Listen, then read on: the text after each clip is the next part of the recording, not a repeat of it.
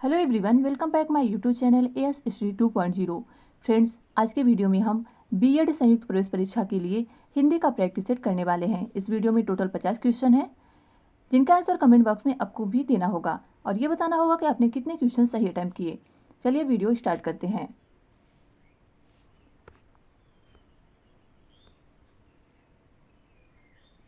आज का पहला क्वेश्चन है, स वर्ड का उच्चारण स्थान है। इसके ऑप्शंस हैं मूर्धा, तालु, कंठ, दंत। राइट आंसर की बात करें तो ऑप्शन सी राइट होगा। स और च वर्ग में कौन कौन से वर्ड आते हैं? च, छ, ज और इया, और इसके साथ ही साथ ई। ये सभी वर्ड तालु से उच्चारित होते हैं। और मूर्धा से कौन कौन से वर्ड होते हैं? मूर्धन्य और ट वर्ग।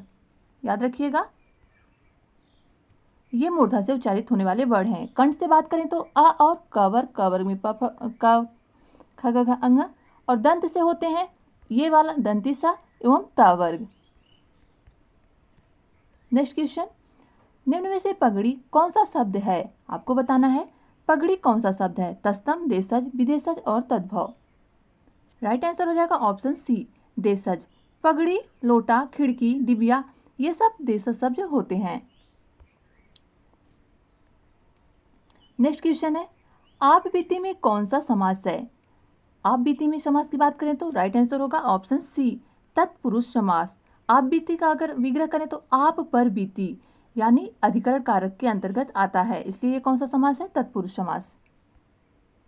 अगला क्वेश्चन है, निम्नलिखित में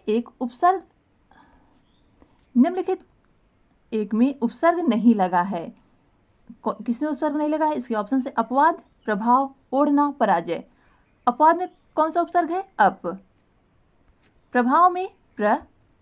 ओढ़ना में कोई भी उपसर्ग नहीं लगा है, ऑप्शन बी राइट होगा। पराजय में पराधन जय यानी परा उपसर्ग। नेक्स्ट क्वेश्चन 55 का, अंकित ने गाना गाया होगा, वाक्य किस काल में है? अंकित ने गाना गाया होगा, इसके ऑप्शन हैं वर्तमान काल, भविष्य काल, भूतकाल, अनिश्चित काल। राइट आंसर हो जाएगा ऑप्शन बी भूतकाल। अंकित ने गाना गाया होगा वाक्य भूतकाल में है, क्योंकि इसमें गाना गाने की क्रिया बीते हुए समय पूर्ण होने के कारण ये भूतकाल है। नेक्स्ट क्वेश्चन है, अपादान कारक का परसर्ग है का, लिए, से, में पर। अपादान कारक तब प्रयोग होता है जब कोई सर्वनाम या संज्ञा एक दूसरे से अलग होता है। जैसे पेड़ से पत्ते गिरते हैं यानी पेड़ से पत्ते अलग हो रहे हैं, तो कौन सी परसर्ग है? से यानी अलग होना। 57 नंबर क्वेश्चन है, कैची किस भाषा का शब्द है? अरबी, फारसी, पुर्तगाली, तुर्की। राइट आंसर हो जाएगा ऑप्शन सी कैची तुर्की भाषा का शब्द है। इसके अलावा अन्य शब्द होते हैं तुर्की के कौन कौन से? नौकर, चमचा और कूली। याद रखिएगा, कूली और कैची इंपॉर्टेंट है। और तो अगला क्वेश्चन है,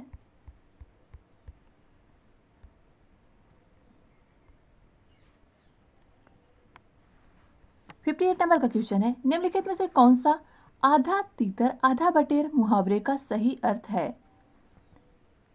राइट आंसर हो जाएगा ऑप्शन बी बेमेल चीजों का मिश्रण। नेक्स्ट क्वेश्चन, अनुज शब्द का स्त्रीवाचक बनाने के लिए किस शब्द का प्रयोग होगा? अनुज शब्द का स्त्रीवाचक बनाने के लिए आ प्रत्यय का प्रयोग होगा, या अनुज में हम आ प्रत्यय जोड़ देंगे तो क्या हो जाएगा? अनुजा। अनुज का क्या अर्थ होता है? यानी छोटा, और अग्रज मीन्स बड़ा। नेक्स्ट क्वेश्चन, इंद्रियों को वश में रखने वाला का एक शब्द क्या होगा? इंद्रियों को वश में रखने वाले के लिए एक शब्द होगा। राइट आंसर हो जाएगा ऑप्शन बी इंद्रिय जीत यानी इंद्रियों को वश में रखने वाला। और इंद्रियातीत का अर्थ क्या होता है? जिससे इंद्रियों द्वारा जाना ना जा सके उसे क्या कहते हैं? इंद्रिया अतीत। नेक्स्ट क्वेश्चन, गायक शब्द का सही संधि विच्छेद पर सही का निशान लगाएं, यानी गायक शब्द का संधि विच्छेद क्या है? राइट आंसर हो जाएगा ऑप्शन डी गय धन अक। गय में कौन कौन सा वर्ड मिलकर बनते हैं?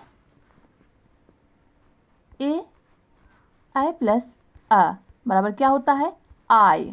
कौन सी संधि हो रही है ये? स्वर संधि में अयादि संधि। इसमें अय और अ मिलकर आय बनता है, इसलिए गय धन अक बराबर गायक। नेक्स्ट क्वेश्चन, पाठशाला शब्द है रूढ़, योग रूढ़, यौगिक, विदेशर।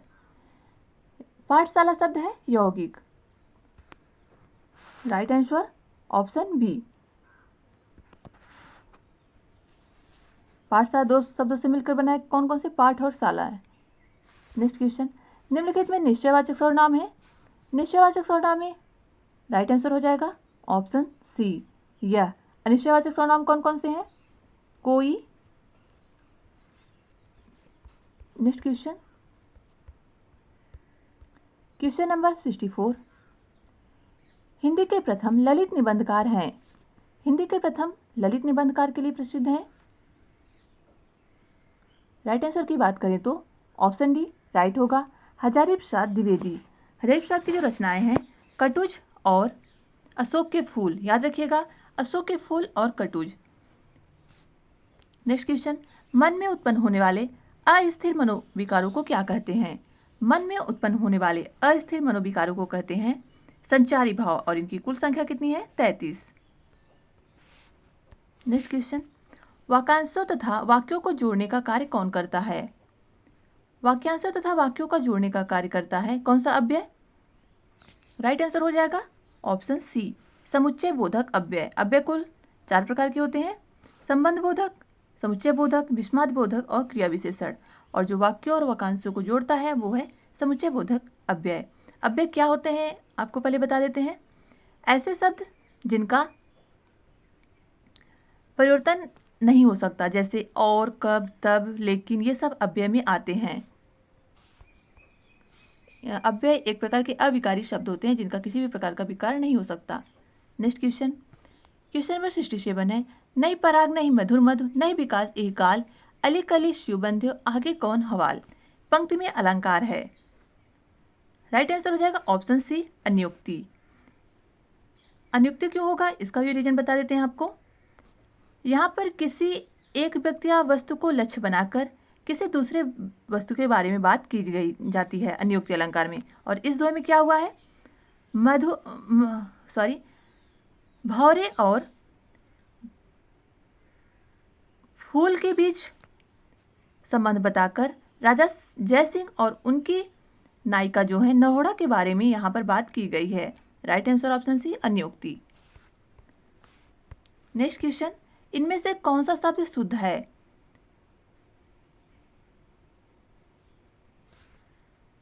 राइट आंसर हो जाएगा ऑप्शन बी उपयुक्त। कवित्री कैसे होगा, ये क्यों अशुद्ध है? कव धन इत्री, ये कई बार पूछा जाता है।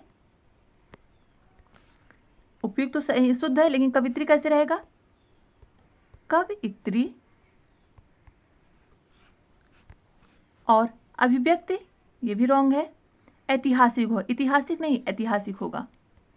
नेक्स्ट क्वेश्चन, ये चिन्ह दिया है, आपको बताना है कौन सा ये चिन्ह है।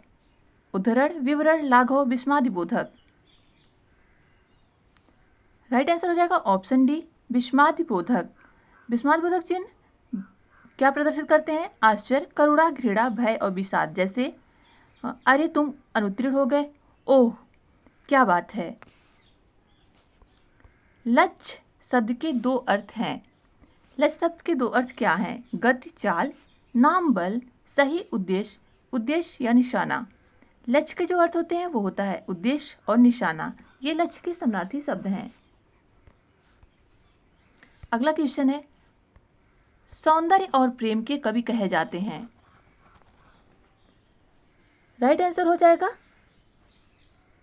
Option C Jaishankar Prasad. जयशंकर प्रसाद जी को सौंदर्य और प्रेम का कवि कहा जाता है। और जयशंकर प्रसाद छायावादी कवि हैं और इनका जो महाकाव्य है कामायनी, याद रखिएगा कामायनी इनका महाकाव्य है। नेक्स्ट क्वेश्चन, निम्नलिखित में अशुद्ध वाक्य का चयन कीजिए। पेड़ पर मैना बैठी है, राइट है। मोहित गेहूं पिसवाने चक्की पर गया, ये भी सही है। निर्दयी व्यक्ति से मित्रता नहीं करनी चाहिए, बिल्कुल सही। उसके घर के पास एक मिठाई की दुकान है। ये रॉन्ग है क्योंकि यह अशुद्ध शब्द है। इसका सही क्या होगा? उसके घर के पास मिठाई की एक दुकान है। Right answer option D. Next question है, यशोदा शब्द में कौन सी संधि है? यशोदा शब्द में संधि की बात करें तो विसर्ग संधि। यशोदा शब्द का संधि विच्छेद क्या होगा? ये भी देख लीजिए, हो सकता है ऐसे क्वेश्चन पूछ दे। यशा धन दा यानी यशोदा। अगला क्वेश्चन, निम्नलिखित में से रूढ़ शब्द कौन सा है? विज्ञान, राजपुत्र, चौपाई, सरल। राइट आंसर हो जाएगा ऑप्शन ए सरल। रूढ़ शब्द वे शब्द होते हैं जिनका कोई भी खंड सार्थक नहीं होता और जो परंपरा से किसी विशिष्ट अर्थ का बोध कराते हैं। अब हम अगर सरल को अलग अलग तोड़ेंगे तो स, र और ल, इनका तो अलग अलग कोई अर्थ नहीं है, लेकिन अगर एक में कर देते हैं तो सरल एक विशिष्ट अर्थ है। राजपुत्र यानी राजा का पुत्र, चौपाई यानी चार पैरों वाली पाई यानी खाट से तात्पर्य है, विज्ञान यानी शुद्ध ज्ञान। श्रव्य काव्य के अंतर्गत आते हैं। श्रव्य काव्य के अंतर्गत कौन कौन से आते हैं? ऐसे काव्य जो सुनने में अच्छे लगते हैं, जैसे कि कहानी और कविता, ये सब है श्रव्य काव्य। Right answer option B. Next question है, चपला का पर्यायवाची है। चपला का पर्यायवाची क्या क्या होता है? राइट आंसर ऑप्शन सी दामिनी। दामिनी बिजली और सौदामिनी और चंचला और तड़ित, याद रखिएगा तड़ित, ये इंपॉर्टेंट है आपके लिए। ये सब बिजली के यानी चपला के पर्यायवाची हैं। ऋजु का विलोम क्या होता है? ऋजु का विलोम होता है वक्र। और सीधा किसका विलोम होता है? औधा का। सरल का होता है कठिन और त्रिकोण का होता है षटकोण और ऋजु का विलोम वक्र, याद रखिएगा सभी। नेक्स्ट क्वेश्चन,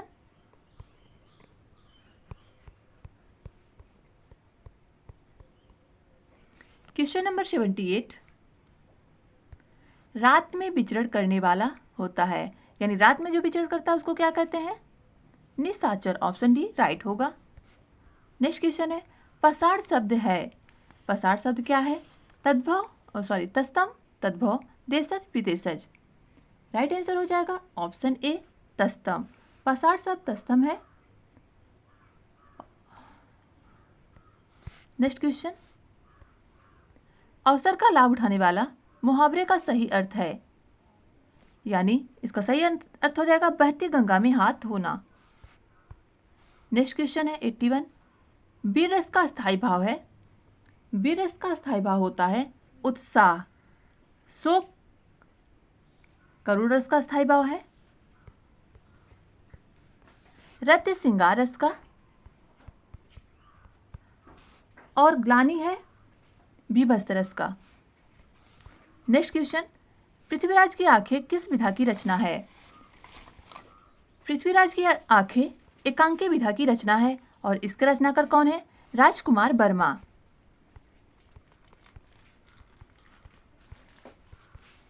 नेक्स्ट क्वेश्चन, अगला क्वेश्चन है, भावुक शब्द उदाहरण है। भावुक वर्ड में कौन सी संधि है? राइट आंसर हो जाएगा ऑप्शन डी। भावुक का संधि विच्छेद क्या होगा? भौ धन उक, यानी अ और उ मिलकर क्या बन गया? व। राइट आंसर ऑप्शन डी अयाहदी संधि। नेक्स्ट क्वेश्चन, तुमने कैसा शब्द है?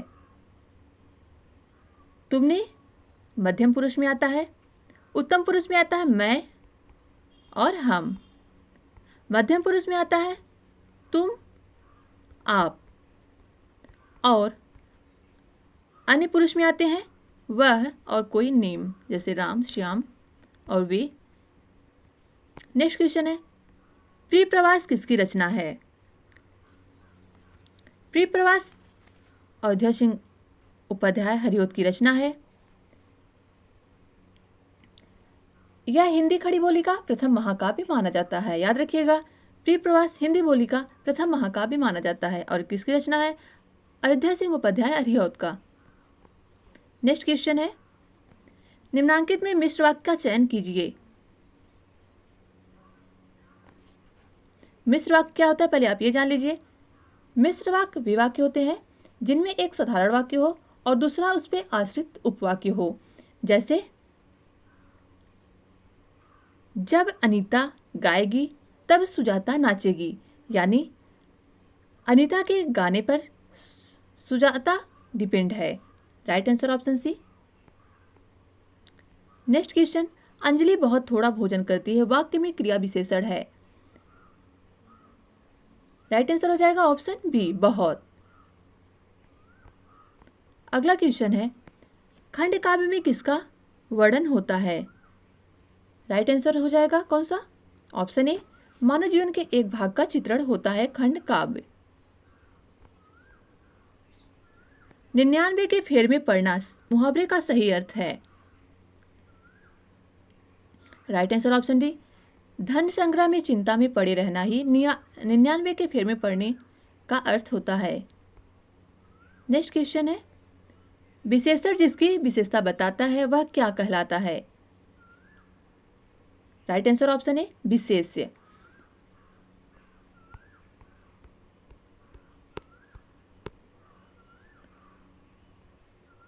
अगला क्वेश्चन है, उद्धत का विलोम है। उद्धत का विलोम क्या होता है?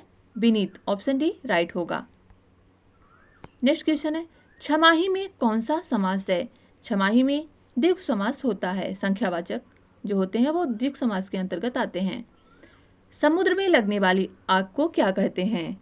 राइट आंसर हो जाएगा ऑप्शन सी, बड़वाग्नि। जठराग्नि क्या होता है? जो पेट की आग होती है उसे जठराग्नि। दवाग्नि होती है जंगल में लगने वाली आग, और वनाग्नि होती है वन में लगने वाली आग। सभी याद रखिएगा। भाव और मनोविकार किसकी रचना है? राइट आंसर हो जाएगा ऑप्शन बी, रामचंद्र शुक्ल की। नेक्स्ट क्वेश्चन, काव्य की शोभा कारक धर्म किसे माना जाता है? यानी काव्य की शोभा बढ़ाने वाले को क्या कहते हैं? अलंकार। नेक्स्ट क्वेश्चन है, वैधशाला शब्द है। वैधशाला यौगिक शब्द के अंतर्गत आता है।